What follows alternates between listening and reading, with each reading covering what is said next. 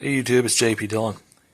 Today we're looking at a 1959 or maybe 1960 Philco model H-1814. This is a 3-channel unit. This is obviously the center channel main console. I've always liked the styling of the control panels on these. Nice black ebony finish, and yes, my lights are still going nuts. I'm going to do a video on those eventually, but right now this has priority. And there's your glaciers and steels, glacier and steels. I don't know how to pronounce that anymore. That's the record changer. So the complaint is there is no sound, and I verified that. If you turn it all the way up, you can hear the tiniest little bit of distortion. And he's tried everything. He's replaced tubes. He's switched over from 7199s to 6U8s with adapters, and nothing changes. He was nice enough to give me this 1970s receipt for some tubes that were bought for it. 317.78. So that's kind of cool. He's got this Philco warning label. He's included the SAMs. Very helpful gentleman. But let me show you the first thing to check on these when you have one with distorted or no sound. So if we look at the schematic and we zoom in here to the phase inverter section, all those plate resistors, the 220K, 47K, those are all going to be wide open or damn near it. So the phase inverter, that's going to be trash. I don't believe these have screen resistors. Oh, they do. There's 470K there for the output tubes. Anyways, yeah, all these drift-o-matic carbon resistors are trash. Absolute trash. I'll show you in just a second here. Okay, so here's the chassis pulled. And as you can see, it's pretty virgin. I don't think anybody's ever touched this thing. But these are the resistors I'm talking about. All these guys here, these are all at least 200% or more. These plate resistors here, screen grid resistors, they're all trash. Someone's done a interesting replacement job there, and yeah, all the caps are going to go, but really what's disabling this thing is all these dead resistors, and I'll give you an example. Okay, so I've got an alligator clip lead clipped onto that 220K there. That's one of the feeder resistors for the 7199 circuit. It's supposed to be 220K. What's that meter say? 2 megs. Okay? There's no voltage on this. It's already been discharged. Let's do the other channel. 220K. That's just flat out open. Not even there. Alright, moving on. Let's look at this 470K here. 534. It's not dead yet. Let's look at the other one here. 495. Getting a little better. That's amazing. Let's check these 47 or these 270K. That's charging up, so that's probably alright. Let's check this other one here. Or does this one not have?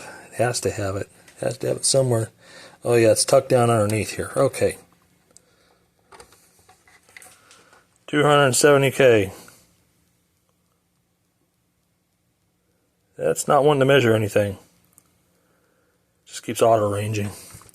So that's probably dead. Let's look at these other 470K screen resistors.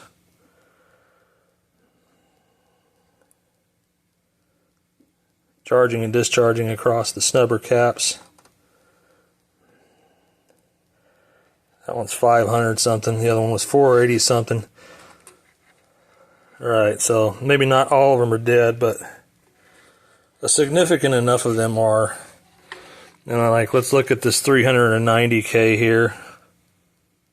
That one's open. Let's look at this other.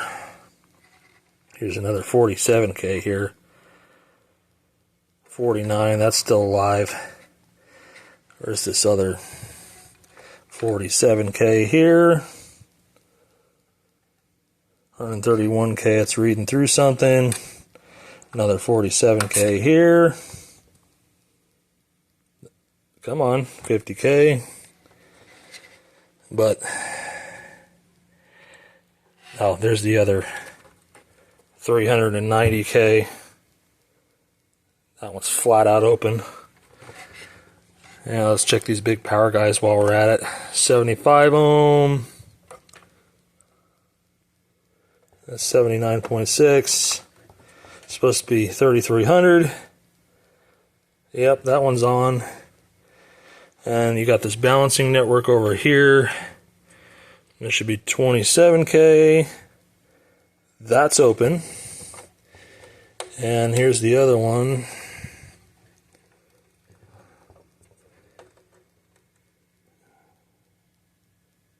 $6K. Alright, so he's reading across something. But anyway, you get the idea. A lot of just garbage resistors. So we need to replace all the ones that are open or way out of spec. This melty shorted capacitor here. All the rest of them really have to go if there's supposed to be any kind of longevity to this machine. He's already bought all new tubes. I've tested them, they're okay. So this is going to be kind of a layered repair. I mean, we have to get the amplifier functional before we can really do anything else. I mean, we can try the record changer, but we're not going to really hear anything unless I pull it out and hook it up to something else, and it does have a proprietary plug. But yeah, so far, this is where we stand with these. This one happens to have an outboard multiplexer in addition to the tuner, so that's kind of a rare option. And I don't know if it works, obviously, because we don't have the stereo portion of this working. But you can see the big old woofer they got in there. There's our changer. These are cool changers because the platter stops during the change cycle, which is really kind of neat. But I have to reassemble the amplifier in order to show you its operation. That thing sticking up is for the 45 adapter. That's got the original cartridge in it, but the bridge is stiff as a board. And there's scuttlebutt on the internet about ceramic cartridges being discontinued, so that could be fun. But we'll get that when we cross that. We'll get there. Yeah, we'll cross it when we get there. There's the little Philco stereophonic high fidelity. Everyone was using high fidelity back then. It's got some dings and nicks on it, but otherwise it's in very nice shape. For something that's lived in the South, there's no scary mold or problems with the finish other than just wear and tear. We do have problems with humidity here, so this has been well kept. Yeah. But there's the top side. You can see he bought the adapters so you could use the 6 U8s. This filter is not getting hot. There's the tiniest little bit of hum there. I may just leave that be depending on what he wants to do with it. This is really dependent on how much money he wants to spend. He said, you know, it works, it just plays very silently and it crackles when you turn it up, which we do confirm, but that's because the poor phase inverter tubes aren't getting any B voltage. But yeah, so this is the brief assessment of the amplifier.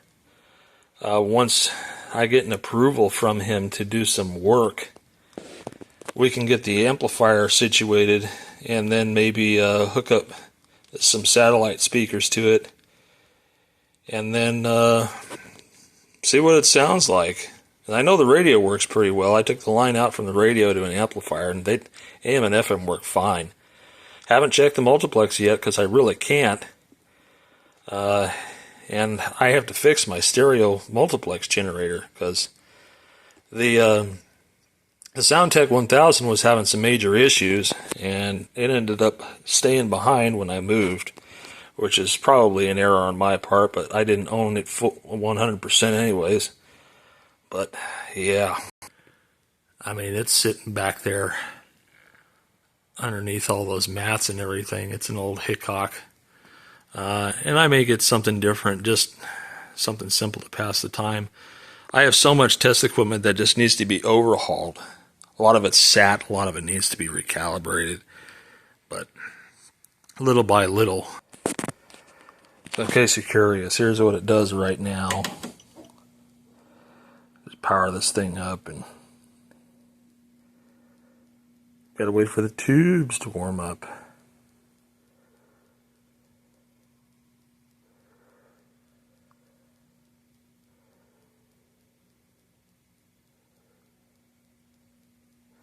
Oh, that's right. Hold on.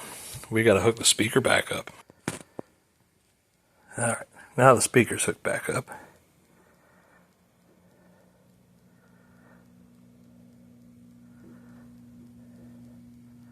Tuner's coming around.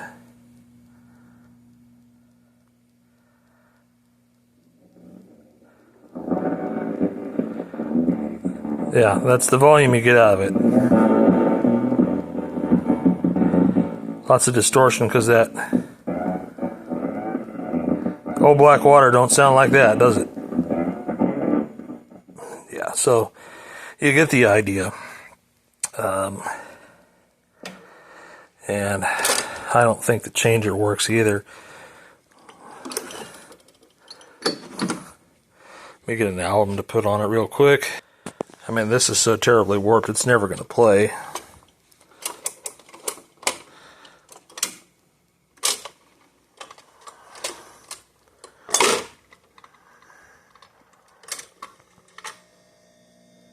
Yeah, idler's not engaging. No surprise there.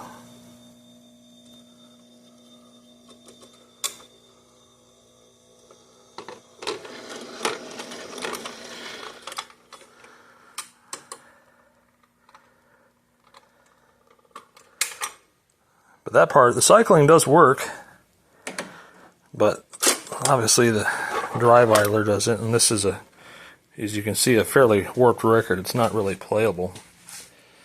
But for the purposes of testing the changer, that's really all I care about. Let me see if I can get this plier off. Yeah, so there's our main drive idler.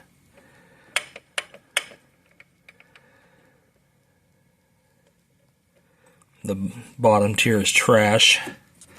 You can see the big chooch there.